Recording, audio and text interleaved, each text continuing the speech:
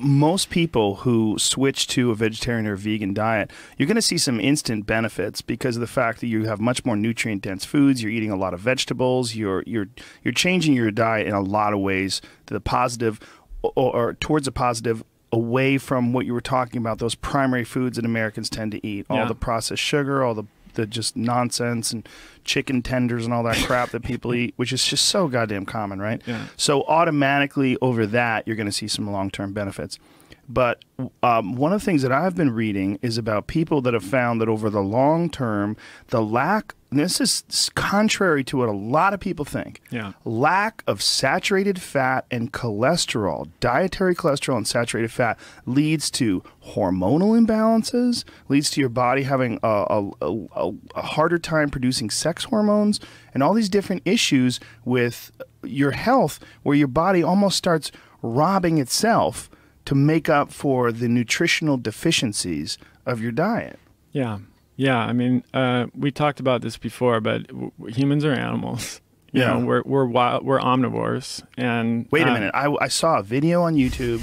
There's a guy that says there's no way that we are herbivores, and that if we are some fucking wacky dude who's saying that if you're really an omnivore, you should be able to eat a squirrel, just grab it and eat it raw, and like No, it's the most bizarre. There's some strange arguments out there, like we shouldn't drink milk because we're the only we're the only animal in nature that drinks the milk of another animal. Well, we're the only animal in nature that uses iPhones too. I have a whole bit about that. It's hilarious you said that.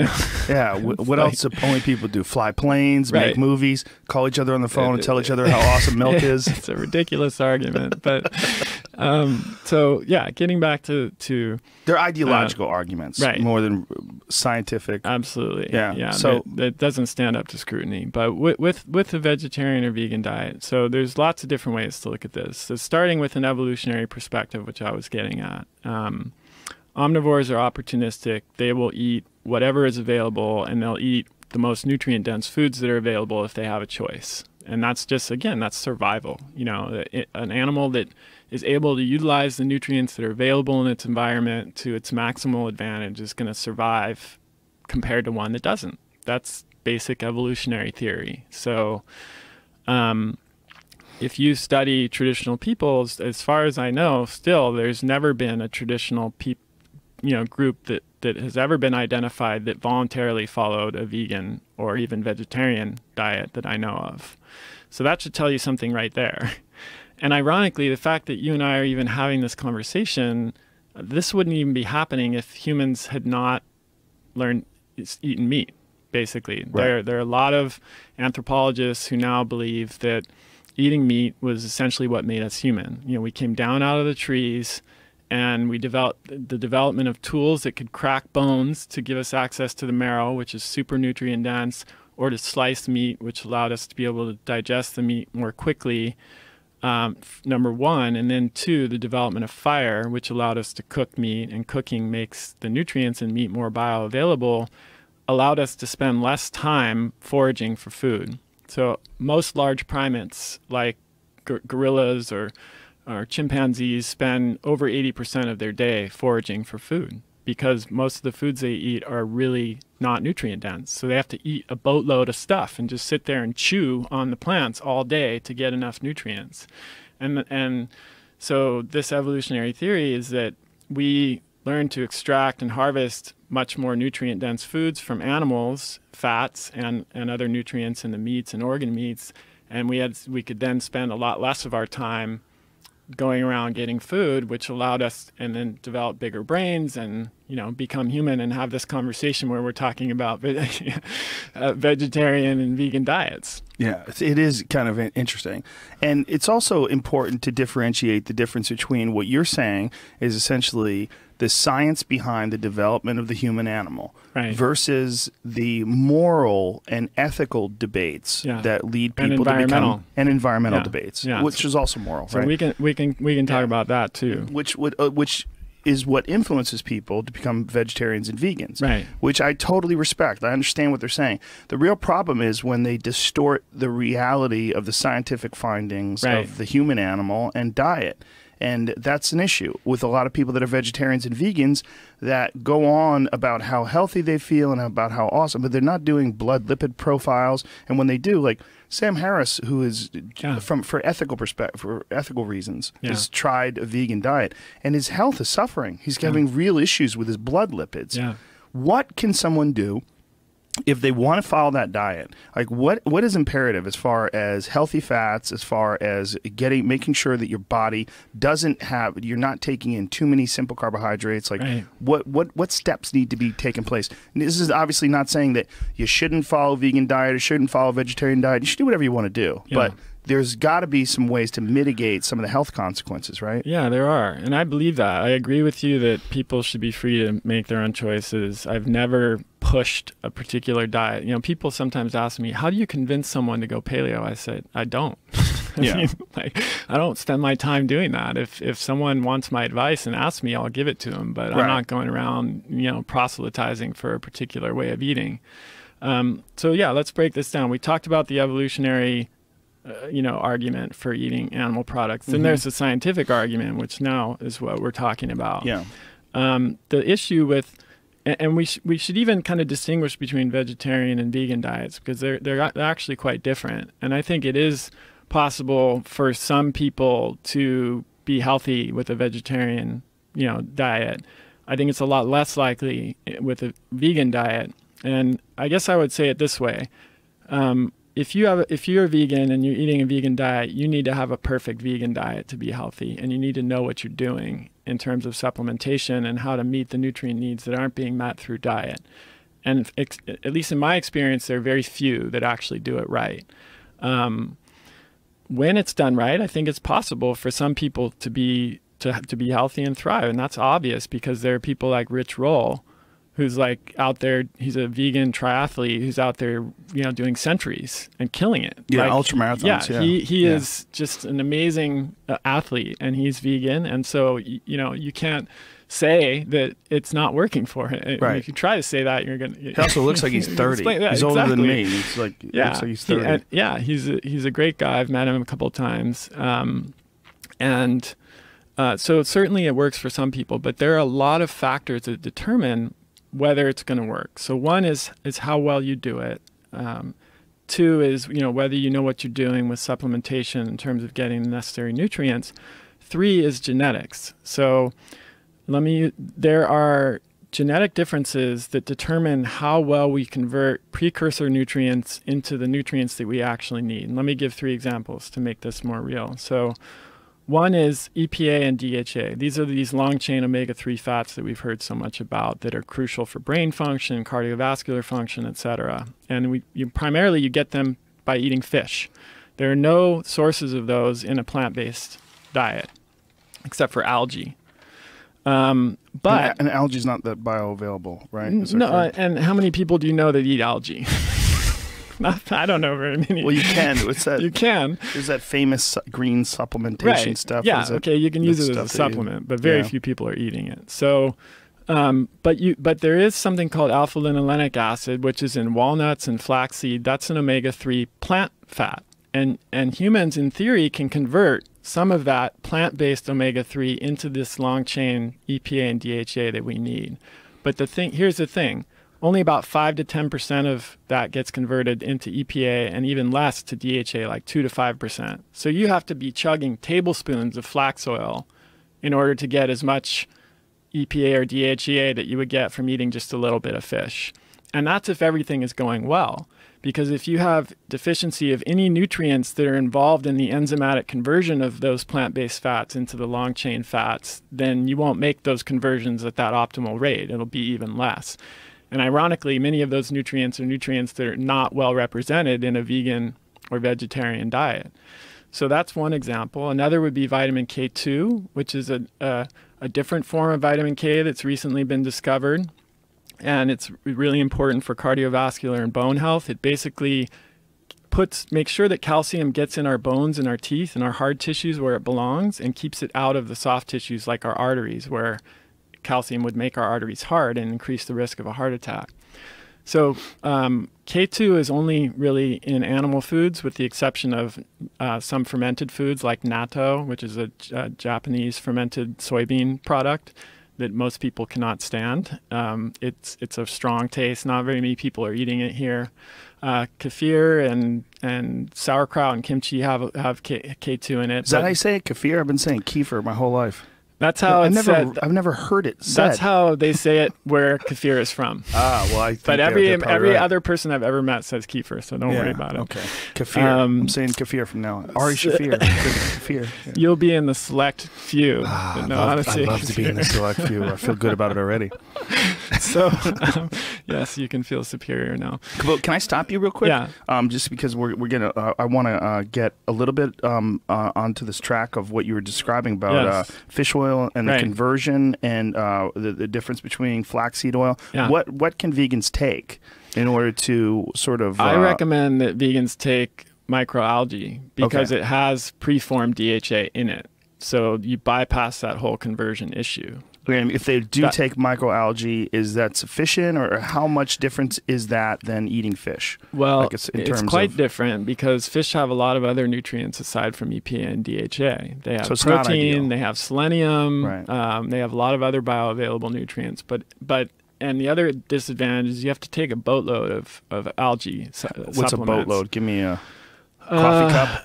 Coffee no, cup I mean I think so. They're different products have different amounts, but I think you'd have to take 6 to 9 capsules a day of the average algae supplement in order to meet your DHA. That's needs. not bad. That could be done. It's absolutely possible. But that would be a good way to be healthy with the vegan diet. That would be one way to address the shortcoming of lack of DHA on the vegan diet. Okay. There are other shortcomings, other nutrients like B12. That's an issue. That's a big issue, and vegans need to be supplementing with that. There's a myth out there that there are some plant sources of B12 like seaweed and spirulina and nutritional yeast, but those actually contain kind of phony forms of B12 that can block the absorption of true B12, which is only found in animal products or supplements. So a B12 supplement would be really important as well. And what's the source of a B12 supplement? It's synthetic? It's synthetic, I think, but there's 3 forms of B12. There's hydroxycobalamin and methylcobalamin, or 4 forms that you can supplement with: cyanocobalamin and adenosylcobalamin. And the cyanocobalamin is a synthetic form, and then the other ones are natural forms of B12 that you would encounter in food. So people can supplement with any of those. The natural forms are better to supplement with because they're more bioavailable. But definitely, if a vegan, I would recommend supplementing with B12 because there aren't any sources of it in the diet. And studies have shown that 68% of vegetarians are deficient in B12, 83% of vegans are, versus just 5% of omnivores. Wow. So it's a big difference. We're not, And that's a factor in many different issues, right? It's a factor in the production of muscle. All production of all red blood cells depends on B12 and folate, and so that's pretty fundamental, right? Yeah. And then the myelin sheath requires B12, and this is why B12 deficiency can mimic the signs of Parkinson's or Alzheimer's disease in people who are aging. B12 deficiency happens in elderly people, not because they're on a vegan diet, but because they have low stomach acid and they don't absorb the B12 as well as we do when we're younger. And so a lot of people who are elderly, who have symptoms of like Parkinson's or Alzheimer's, they can sometimes be misdiagnosed with these conditions when they're actually just B12 deficient. So it's a really important nutrient. Now, how can vegans be assured that the B12 that they're buying does not have animal products? Or do they have B12 when you buy in a supplement form? Not typically. It's usually synthetic. Yeah. I'm not the best person to ask about that because I'm not a vegan myself. I was a macrobiotic vegan at one point. What does that mean? What's the difference? That's deep. You went deep. Macrobiotic vegan. It's like a vegan of macrame. I mean, macrobiotics is a whole nother system of way of looking at food. It's a Japanese approach, and the whole reason I came to do what I'm doing now is I got really, really sick in my 20s. I almost died, and I spent about 10 years just trying to get back to health. And what did you get sick from? I was in Indonesia. I mentioned earlier I traveled around the world. I was surfing, and I got the classic tropical illness, like amoebic dysentery, giardia, and blastocystis hominis. So 2 parasites and an amoeba, and was just, coming out of both ends, delirious, didn't remember really anything for 3 days. Whoa. Luckily, there was one other Australian guy in the village that I was in who had some antibiotics in his medical kit that kind of brought me back from the brink. But between the parasites and then the multiple rounds of antibiotics I had to take to get rid of the parasites after that, it just wreaked havoc on my gut. And it took me basically 10 years to recover my health. Whoa. Yeah. 10 years? 10 years. It was like the lost decade. Now, was it 10 years because you approached it incorrectly and you could do it better now? Or was it just such a devastating round of disease that... I think a little of both. I mean, so I'm 42 now, and I was 25 when this first happened, and we didn't know anything about the gut and the microbiome compared to what we know now. Like, there was very little awareness on these Isn't that topics shocking? at that point. Yeah, just in 15 years, or 20 years, it's crazy. So, I took way more antibiotics than I would have done in retrospect, because that's what the doctors were prescribing and saying, look, you've got these parasites, we got to get rid of them. This is how you do it. And, and I think the antibiotics, could have been, like, the treatment was probably worse than the disease for me at that, after the number of courses of antibiotics that I took. Wow. So along that path, I tried just about every special diet you can possibly imagine, including becoming a vegetarian and a vegan, and then a macrobiotic vegan, and a raw food vegan. I've been there, done that. And so I'm completely sympathetic, to all, and I'm also a longtime meditator and Buddhist, so I understand the ethical argument very well. Many of my friends don't eat meat. I'm sympathetic. I care about the environment. I'm sympathetic to that argument. I'm certainly not. I'm coming to this from a place of, I think, a pretty balanced viewpoint, and the issues. For me, the reason why I eventually brought animal products back into my diet was that it became clear that I needed to do that for my own health. And I was able to reach a level of understanding and about the moral, ethical, and environmental choices that I was making that I felt good about. Sam has brought up mollusks. Mm-hmm. He was saying that, one option that vegans might want to consider is mollusks, and that mollusks,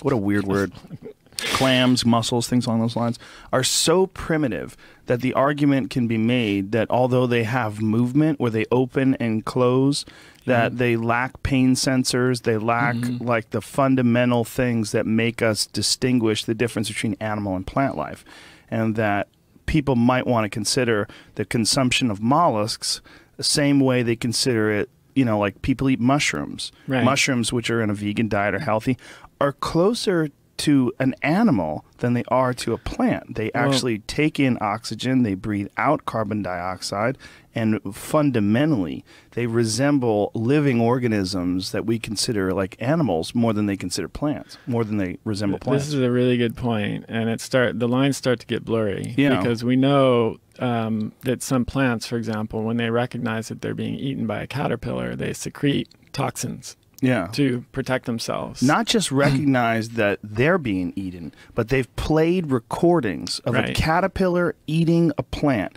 next to a plant, and it's changed the actual taste of the leaves to the point where animals find them disgusting. Yeah. And it causes some animals to starve to death. Yeah.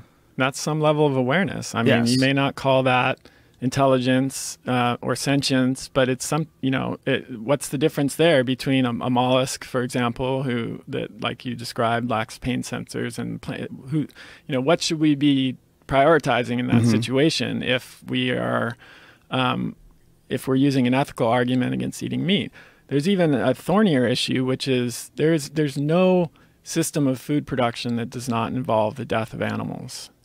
Correct. So if you think about monocropping, big, tiller with blades going through these fields. You're killing voles, you're killing rabbits, you're killing snakes, you're killing all kinds of small animals. And is the value of a small animal life less than the value of a large animal life? Some philosophers or people who look at this morally have actually argued that killing a large herbivore like a cow that can feed many people is superior ethically or morally than a method of food production that kills many small animals in order to, and won't feed as many people from a nutrient density perspective. Don't like to look at that because it's inconvenient. But I have friends I have a good buddy of mine who has a farm in Iowa, and he says when they run the combines over corn and grain and, when they chop down all the different things that they grow, you'll see vultures and crows and all these things circling the fields because there's all sorts of animals that get chewed up in that process. And in fact,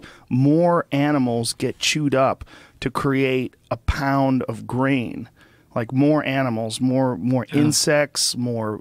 I mean, when insects are animals, by the way, and when they are a life form, and more different things get chewed up in creating that than would be if you got a pound of meat, because as you said, one cow can a lot of people consume it over the course of a year. And the nutrient density is far superior to a pound of grains. Yeah. Or even an equivalent amount of weight of grains. But you don't hear that argument. You hear the opposite argument where a cow consumes so much grass, it needs so much land to graze. And that argument, unfortunately, has actually been distorted. I had some guys on from the documentary Cowspiracy, which I don't think they were intentionally trying to deceive. I think they're really good guys, and they're making they think they're making a really good point. But when you talk to ranchers and you get the actual number of how much acreage it takes to feed a cow, it's not as much as they thought it was. No, we can talk about that too. But the ethical argument is really interesting too for all of these reasons. But then you think about the method of death, right? So let's take like a humane slaughterhouse where there's a lot of care and consideration that goes into how the animals last moments are and how they actually slaughter the animals so that it's painless and quick. I can hear the vegans going crazy right now. This is jumbo shrimp. This is military intelligence. Versus let's see this combine that goes through the field decapitates the mother vole and her babies in the nest die of starvation because their mother is not able to provide food for them. That's a arguably worse way for an animal to die, right? Or even any of your rancher friends know what it's like. They've found one of their animals that's been killed by a predator. And if you go on YouTube and watch how like a hyena kill an animal, the animal will still be alive while it's getting disemboweled. Yeah. That's not a very nice way to die. Right, and that's what wolves will do, and that's a giant issue. The difference between the way a predator kills something and the way a person does. But on the other hand, of course, it's impossible to deny the real issues with factory farming, the inhumane methods that are so common. When you're buying these chicken nuggets, I guarantee you these are not ethically sourced, ethically and humanely raised chickens. They're just not. And when you're driving down the highway and you see those trucks that are stuffed full of chickens, and the chickens literally, their little faces are poking out of the side of the truck, that is, in my opinion, a bigger issue. Absolutely. And this is, interestingly enough, this is something where I think I have more in common with vegans than I do with like the average person. Is we both care about how food is produced. We care about, I don't eat factory farm meat. I don't eat factory farm vegetables. I try to eat, meat that's from local. I buy it from a local farmer. I'm lucky that where I live that's accessible. I buy produce from the farmer's market. We grow a lot of produce in our backyard. It's this whole food system that needs to change, both in terms of conventional agriculture and the monocropping of wheat and corn and these and soybeans and plant foods, but also the mass production conventional animal operations need to change as well. So I'm not arguing for that, and I think that's absolutely a losing argument.